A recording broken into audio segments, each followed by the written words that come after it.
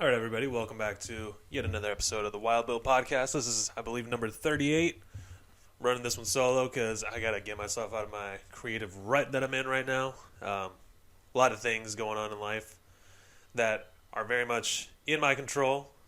Some certain things out of it, but it's been tough out here. So I've been in a kind of, I don't want to say any crazy words, but I just had to get on here and just start talking sports because life is crazy, and this is one of the few things outside of the mundane activities that I do every day that I genuinely enjoy doing. Love getting on here and talking sports. Running this one solo, my good buddy Peyton I know is out in New Orleans. I know he's having a great time. Football season is over, and spring training is kicked off. So we're here to talk about the Chicago Cubs and how they're going to do in 2025. I took no notes. I'm just going right off the cusp, right off the dome, seeing how I anticipate this season will go. So I think I'll start off by talking some offseason acquisitions, the offseason moves that were made. The biggest one being the splash acquisition of Kyle Tucker. Great player. I think the Cubs only signed him to about a 2-year deal with, I think it's an opt-out after the first year, which is not a great contract. It's not a super team-friendly contract. I believe he would have also wanted something a little more long-term. And hopefully an extension is made at some point in the season. Would be nice to have, some continuity going on with the team. I know we're already signed up with Dansby Swanson for a good while. I anticipate Nico Horner will get that as well. So I think it's important yes, it's good that we got a big name like Kyle Tucker. His numbers were pretty comparable on paper to that of Juan Soto, not including the obvious economic impact that he would have to a franchise that Juan Soto does. I know he's already doing numbers out in New York, being acquired by the Mets, and that incredible acquisition that they made, the huge contract that he received. So, relatively speaking, getting Kyle Tucker at the price that we did, which, again, I didn't take notes. I don't know what it is off the top of my head. It's a pretty good move. I'm pretty happy with that, and I know that he's somebody that's going to show up to play. I think players have a lot of incentive to show up to Wrigley Field every single day and put on a show for the Wrigley Field crowd. It's always a full house, especially during the summer. But having that core that is going to be there next year and the year after that, I think is important. And I hope that Tom Ricketts, the owner, is able to give that, ability to Jed Hoyer, which I also have a lot of thoughts about with Mr. Ricketts. We'll get to that in a little while. I think the only super major contributing factor that was added was we also acquired Ryan Presley. Both of these guys coming off the Houston Astros. The Astros, as we know them, are finally being dismantled. Good riddance. They did such a disservice to the game, and I am still pretty butthurt about it. Ryan Presley, a historically pretty good bullpen arm. He's coming into his age 36, I believe, season. So he won't be around for too long. I think the bullpen is a place where we can have that, kind of slack to acquire some older arms, some more experienced guys that have been in those high leverage situations. And maybe we'll bring up some younger guys that are able to learn from them. A name that comes to mind is Ben Brown. He'll be on the team this year. And they'll be able to learn, and hopefully we'll have not even hopefully, I know for a fact we'll have a better bullpen than we did last season because that was atrocious. Knowing that we lost that many games early in the season that set us off to have a bad middle and end and put us out of the divisional race by, mid-August. Having a closer, having somebody consistent in the bullpen would have made it a lot closer, so I think the Cubs made relatively good improvements.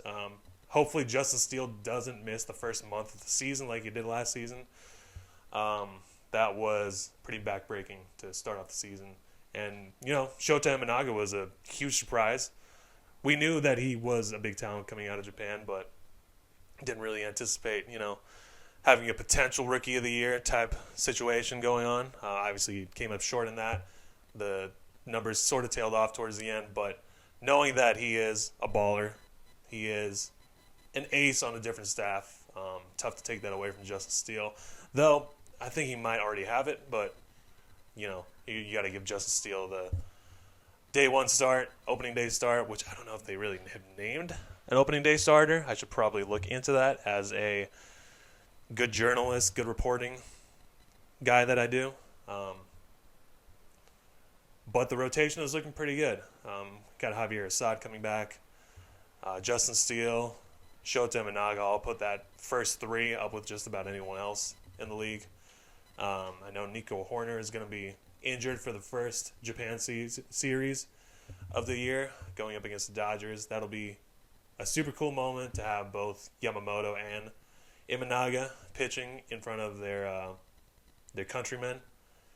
And that's going to be awesome. I can't remember off the top of my head what the date is for the first couple games.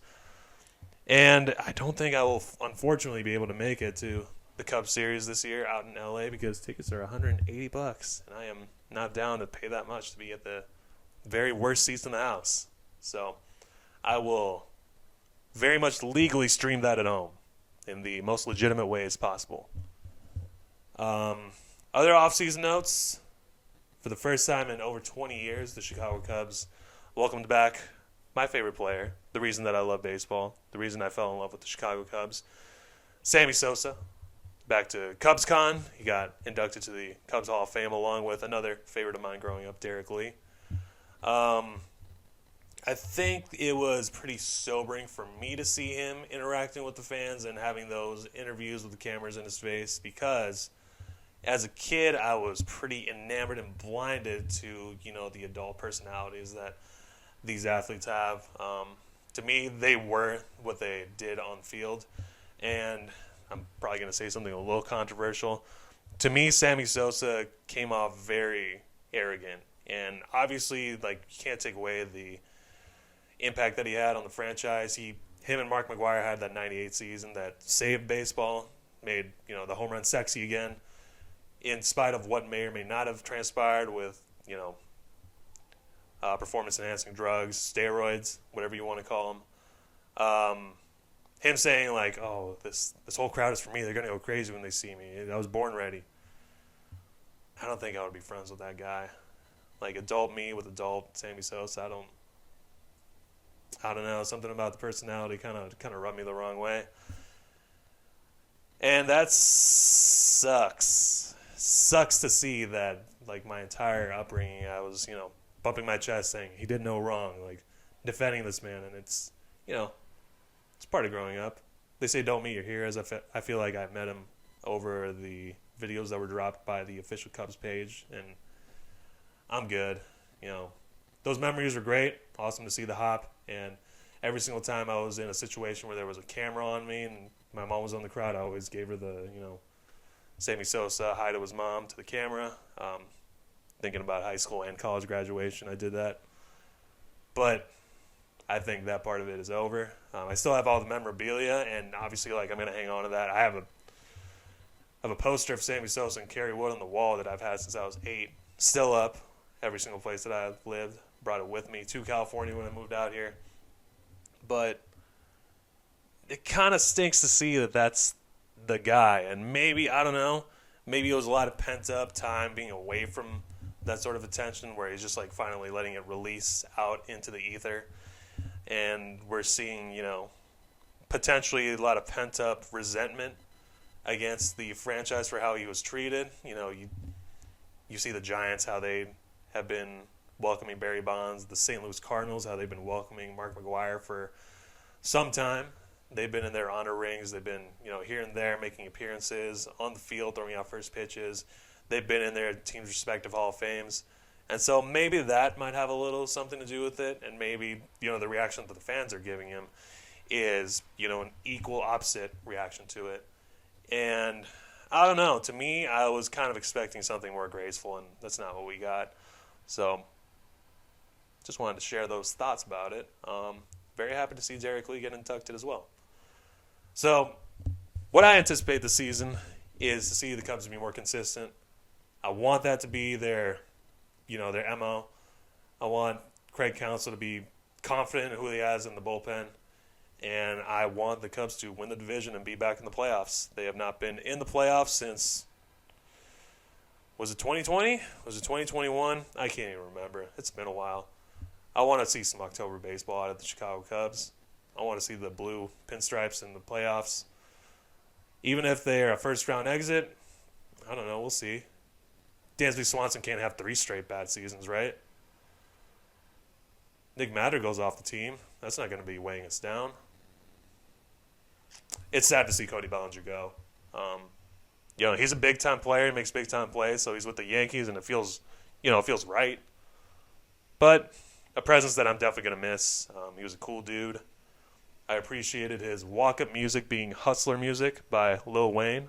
It was at I believe, the penultimate game that the Cubs played this past season at Wrigley against the Cincinnati Reds, and I was very much not expecting that. So, hope he does well.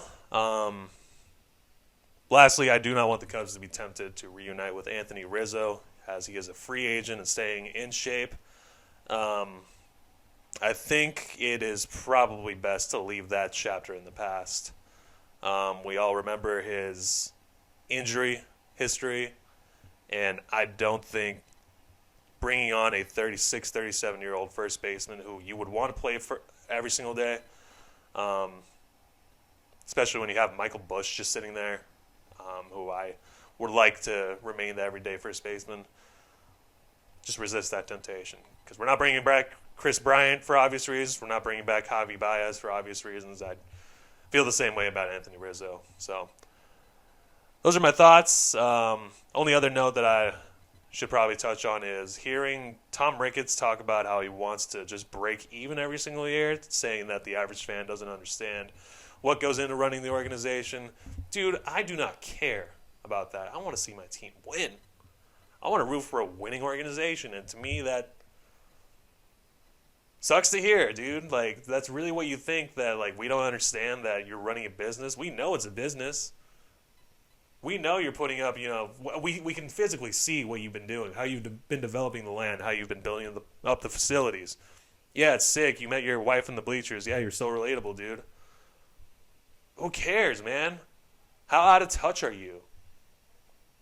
That's really all the thoughts I have about that. But, dude, like, you act like you're in, Decatur, Illinois. You're in Chicago. You're in the 3rd biggest city in the country. You are the predominant baseball team in the city. Sorry to the White Sox, but the Cubs are a bigger draw. And even at this point, we still win more games. We should be spending money like the New York Yankees, like the Dodgers, who, by the way, they're going to get the swift hammer on the next collective bargaining agreement negotiations, but we'll cross that bridge when we get to it. But knowing that, like, tickets are through the roof going to a Cubs game, it's never been more unaffordable to bring your whole family to a game. And having all those options, all that stake that you have in the sports book that you built up, the plaza around Wrigley Field, and saying you're just trying to break even, like, I don't know, man. I could have done without remodeling the Taco Bell if you could sign, another, a good closer. We haven't had a solid closer since Wade Davis in 2017. It's just like, dude, you run a baseball team. Yes, you run a baseball organization. Yeah, you got other people to, like, look out for. But, dude, the primary method of business for you is putting a winning team out on the field by any means necessary. And I think that's been somewhat lost to Thomas Ricketts. Those are just my thoughts of seeing how other teams operate. But I'm hopeful for the 2025 Chicago Cubs. Let me know if you guys have any thoughts about them. I do think they're going to make a run for the division. Milwaukee has to slip at some point. The St. Louis Cardinals are a mess, which I love to see. I'd love to see the St. Louis Cardinals be a mess. Then the Reds and the Pirates are both in kind of similar places to where I have no idea what they're doing. So the time is right. I think the Chicago Cubs are poised to make a push for the division. I'm excited to see it. I'll probably bring my buddy Peyton on at some point. We'll get him up to speed on baseball. I know he's not the biggest fan. See if there's somebody else that might want to come on here and talk baseball. Can't really talk much basketball because I don't know it. I don't watch it. The Four Nations tournament was pretty cool for the hockey All-Star break. Unfortunate for the U.S. team. Speaking strictly through my own nationalism and knowing that I like the U.S. when they're up in international play. Except I will admit I always root for Mexico in the World Cup. I don't know. It didn't hurt nearly as much, this U.S. losing. I will not explicitly cite political reasons, but make your assumptions. Go ahead.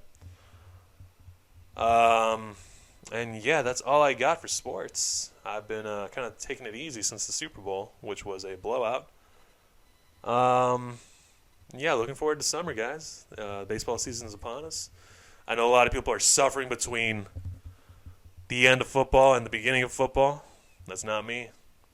That's not any of us that are seamheads. It's not any of us that love to watch baseball. So I'll also be keeping a close eye on the Dodgers. I know my girlfriend likes the Dodgers. She's got a bunch of family that keeps a close eye on all their games. So I might do a little bit of reporting on them as well. But yeah, man, things are out in the up and up. Feels good to be back on the camera solo. I'll be dropping more frequently as the season progresses. And I fully expect the Chicago Cubs to go 162-0. So until then, thank you for tuning in to all my friends and family. I love you. Los quiero mucho. Until next time, it's over.